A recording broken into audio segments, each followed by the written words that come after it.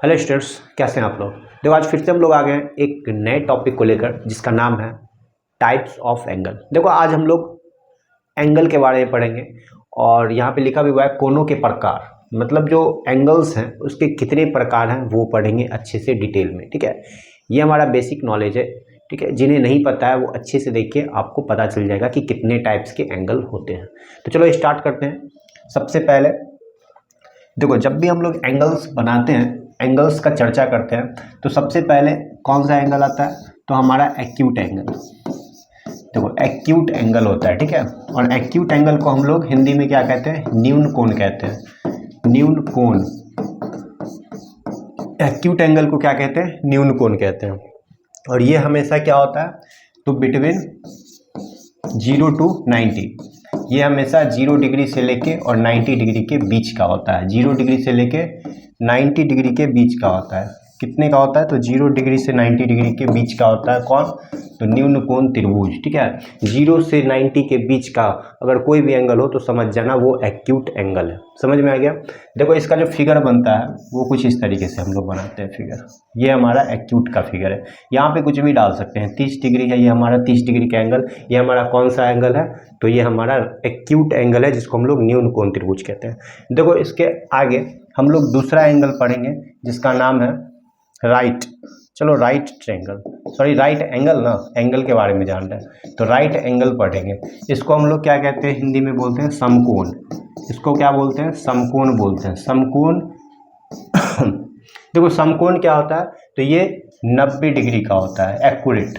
जो समकोण होते हैं वो 90 डिग्री का होता है। ये राइट एंगल जो होता है वो हमेशा 90 डिग्री होता है। देखो इसका फिगर इस तरीके से बना होता है। ये हमेशा क्या होता है, तो 90 डिग्री बनाते रहता है।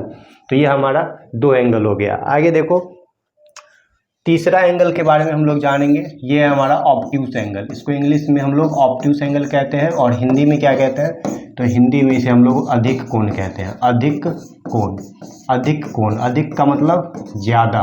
ठीक है, ये किसके बीच होता है, तो बिटवीन 90 डिग्री टू 180 डिग्री। ये क्या होता है, तो 90 से 180 डिग्री के बीच जो भी होगा वही होगा हमारा क्या, तो ऑब्ट्यूस होगा। 90 से 180 के बीच मतलब क्या, यहाँ पे 91 डिग्री, 92 डिग्री, 93 डिग्री, ये सब, और यहाँ पे 179 डिग्री, ये सभी जितने भी एंगल्स हैं वो क्या है, तो अधिक कोण है, यानी ऑब्ट्यूस एंगल है। इसका जो फिगर होता है वो हमेशा इस तरीके से बनेगा, लाइन से दूर जाता है। ये जो हमारा आधार वाला लाइन है उससे दूर बनेगा, इसी को हम लोग क्या कहते हैं, ऑब्ट्यूस कहते हैं। ये हमेशा 90 डिग्री से अधिक होता है और 180 डिग्री से कम। ये अधिक कोण समझ में आ गया। अधिक कोण के बाद हम लोग आगे पढ़ेंगे चौथा एंगल। एक होता है हमारा स्ट्रेट एंगल। ठीक है, स्ट्रेट एंगल। स्ट्रेट एंगल को क्या कहते हैं, तो स्ट्रेट एंगल को हम लोग क्या कहते हैं हिंदी में, स्ट्रेट एंगल का फिगर तो कुछ इस तरीके से बनता है। जो इसका वैल्यू क्या होता है, 180 डिग्री होता है। स्ट्रेट एंगल का क्या होता है वैल्यू, 180 डिग्री। और इसको हिंदी में क्या कहते हैं, स्ट्रेट एंगल को, स्ट्रेट एंगल मतलब उसको क्या बोलते हैं, स्ट्रेट एंगल को हिंदी में, दिमाग से निकल गया, चलो कोई बात नहीं, याद आएगा हम बता देंगे। स्ट्रेट एंगल को क्या बोलते हैं, देखो स्ट्रेट एंगल का जो एंगल होता है वो क्या होता है, 180 डिग्री होता है। ठीक है, चलो आगे देखेंगे दूसरा एंगल। स्ट्रेट एंगल के बाद क्या होता है, एक हमारा कंप्लीट एंगल होता है। कंप्लीट एंगल, देखो कंप्लीट एंगल जो होते हैं वो क्या होते हैं, तो 360 डिग्री के होते हैं। ठीक है, 360 डिग्री। देखो कैसे 360 डिग्री, ये हमारा 360 डिग्री एंगल है, ये है हमारा कंप्लीट एंगल। क्या है, तो समझ जाना वो पूर्ण कोण है। और ये जो स्ट्रेट एंगल है ना, इसका हिंदी में हम क्या कहते हैं, इसको हिंदी में हम लोग कहते हैं रिजु कोण। ठीक है, रिजु कोण कहते हैं इसको, स्ट्रेट एंगल को। ठीक है, इसको सीधा कोण भी कहते हैं। तो ये हमारा हो गया कंप्लीट एंगल तक। इसके आगे एक और छूट रहा है जो कि है रिफ्लेक्स एंगल। क्या है, तो रिफ्लेक्स एंगल है, रिफ्लेक्स एंगल। देखो रिफ्लेक्स एंगल जो होते हैं उसको हम लोग क्या कहते हैं, तो 180 डिग्री से 360 के बीच जो भी एंगल बनेगा के बीच। ठीक है, बिटवीन 180 डिग्री टू 360, तो 180 से 360 के बीच जो भी एंगल बनेगा उसको क्या कहेंगे हम लोग, रिफ्लेक्स एंगल बोलते हैं। ठीक है, रिफ्लेक्स एंगल क्या होता है, तो 181, 182 इस तरीके से, और ये कहाँ तक जाएगा, तो 359 डिग्री तक जाएगा। तो ये सब होता है रिफ्लेक्स एंगल। इसका अगर एग्जाम्पल देना हो, देख लो ये हमारा एंगल है, इस साइड वाला जो भी एंगल दिख रहा है वही क्या होता है, रिफ्लेक्स कहलाता है। ये हो गया हमारा रिफ्लेक्स एंगल। रिफ्लेक्स एंगल का वैल्यू क्या होता है, तो 180 से अधिक होता है और 360 के बीच होता है, ठीक है। इसके अलावा हम लोग क्या पढ़ने वाले हैं, तो इसके अलावा पूरक कोण जानते हैं, जिसको हम लोग क्या कहते हैं, कंप्लीमेंट्री एंगल कहते हैं। कंप्लीमेंट्री एंगल को हम लोग क्या कहते हैं, पूरक कोण कहते हैं, ठीक है। ये हमेशा पेयर में होता है, कंप्लीमेंट्री एंगल ये हमेशा पेयर में होता है। अगर दो एंगल, ठीक है, दो एंगल को जोड़ करके अगर 90 डिग्री आ जाए तो उसे हम लोग क्या कहेंगे, वो दोनों एंगल को पूरक कोण कहेंगे एक दूसरे का, ठीक है। ये बात समझ में आ गया, इसको इंग्लिश में कंप्लीमेंट्री एंगल कहते हैं, ठीक है। If the sum of the two angles is 90 degree, ठीक है। तो यहाँ पे देख लो, एक एंगल हम क्या किए हैं, इस तरीके से बना के बता रहे हैं। ये एक एंगल है हमारा, ये मान लो कि ये हमारा 60 डिग्री का एंगल है। अगर इसका पूरक पूछा जाए, कंप्लीमेंट्री पूछा जाए, तो हम एक और एंगल बना लेंगे 30 डिग्री का। दोनों का सम देखो 90 आ रहा है, 60 का इतना आ गया, 60 का जो होगा कंप्लीमेंट्री क्या हो जाएगा, 60 का कंप्लीमेंट्री आ गया 30 डिग्री, यानी क्या कि ये दोनों एक दूसरे का पूरक होगा, ठीक है। अगर 70 का पूछा जाए तो 20 बता देंगे, यानी दो एंगल दोनों को जोड़ करके 90 डिग्री आता है, उसे ही हम लोग क्या कहते हैं, कंप्लीमेंट्री एंगल्स कहते हैं। कंप्लीमेंट्री एंगल्स कहते हैं, पूरक कोण होता है, ठीक है। पूरक कोण के बाद एक हम लोग पढ़ेंगे सप्लीमेंट्री एंगल होता है, एक सप्लीमेंट्री एंगल। सप्लीमेंट्री एंगल को हम लोग क्या कहते हैं, तो सप्लीमेंट्री एंगल्स को हम लोग कहते हैं संपूरक कोण कहते हैं, संपूरक कोण कहते हैं। इसमें क्या होता है, इसमें भी दो एंगल होता है, दोनों एंगल का जोड़ करके 180 डिग्री आना चाहिए, तभी वो दोनों एंगल क्या कहलाता है, एक दूसरे का संपूरक कहलाता है, यानी सप्लीमेंट्री एंगल कहलाता है। मान लो कि यहाँ पे एक एंगल हमारा 120 डिग्री का है, 120 डिग्री, तो दूसरा क्या होना चाहिए, 180 लाने के लिए 60 डिग्री का होना चाहिए। तो क्या हो गया, ये दोनों एक दूसरे का संपूरक हो गया, यानी सप्लीमेंट्री एंगल हो गया। समझ में आ गया।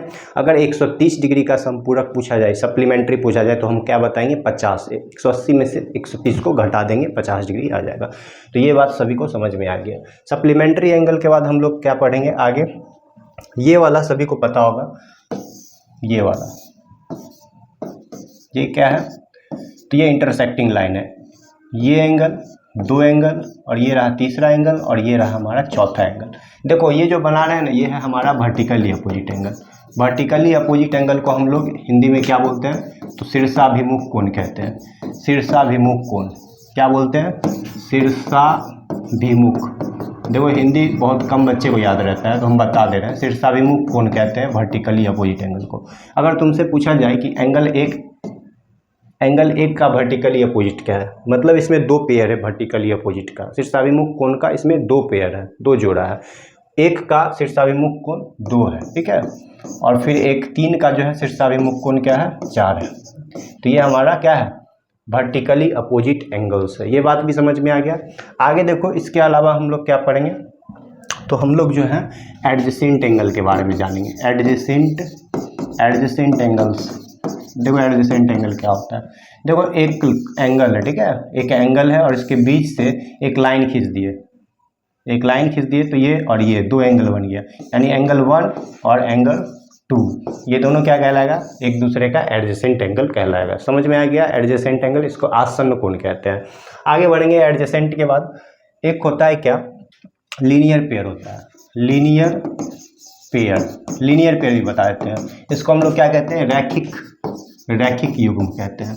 लीनियर पेयर को क्या कहते हैं, रैखिक युग्म। ये क्या होता है कि एक स्ट्रेट लाइन होता है, ठीक है, एक स्ट्रेट लाइन पे एक रे स्टैंड होता है, एक रेखा होता है और उस पर एक किरण जो है वो स्थित होती है। तो यहाँ पे क्या होता है, दो एंगल बनते रहता है। ये दो एंगल क्या है, ये दोनों एडजेसेंट एंगल ही है, लेकिन ये दोनों का सम क्या हो जाता है, ये दोनों एंगल का सम 180 डिग्री हो जाता है। यही लीनियर पेयर है, ठीक है। समझ में आ गया, लीनियर पेयर यानी रैखिक युग्म किसे कहते हैं। एक सीधी रेखा पे एक किरण स्थित होता है और जो एडजेसेंट एंगल बनता है उसका सम क्या होता है, 180 डिग्री होता है। यही हमारा लीनियर पेयर है, ठीक है। लीनियर पेयर के बाद हमारा और कौन सा एंगल है, देख लो यहाँ पे कितना एंगल बता दिए हैं, सारा एंगल फिर से एक बार देख लेते हैं। तो यहाँ पे एक्यूट एंगल जिसको न्यून कोण कहते हैं ये बता दिए हैं। फिर राइट एंगल है, राइट एंगल के बाद ऑब्ट्यूस है, ऑब्ट्यूस के बाद स्ट्रेट है जिसको हम लोग रिजु कोण कहते हैं। कंप्लीट एंगल को पूर्ण कोण कहते हैं। रिफ्लेक्स एंगल हो गया जो कि 180 से 360 के बीच होता है। कंप्लीमेंट्री एंगल जिसको पूरक कहते हैं, दो एंगल का सम 90 होता है। सप्लीमेंट्री संपूरक होता है जिसमें दो एंगल का सम 180 होता है। वर्टिकली शीर्षाभिमुख कोण और ये क्या है, एडजेसेंट एंगल, और इसके बाद क्या है हमारा लीनियर पेयर है, ठीक है, जिसको रैखिक युग्म कहते हैं।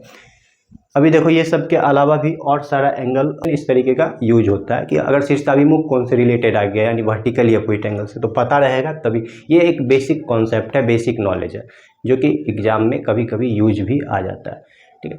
तो देख लो हमारे इस चैनल पे जो भी स्टूडेंट्स नए हैं वो चैनल को जाके सब्सक्राइब कर ले, ताकि हमारा आने वाला हर वीडियो आप लोगों तक पहुँच सके, ठीक है।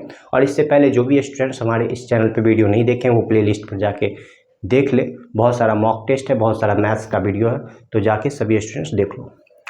तब आज के लिए बस इतना ही, हम लोग फिर से एक नेक्स्ट डे एक नए वीडियो के साथ आएंगे। तब तक के लिए सभी स्टूडेंट्स अच्छे से पढ़ाई करो। Thank you.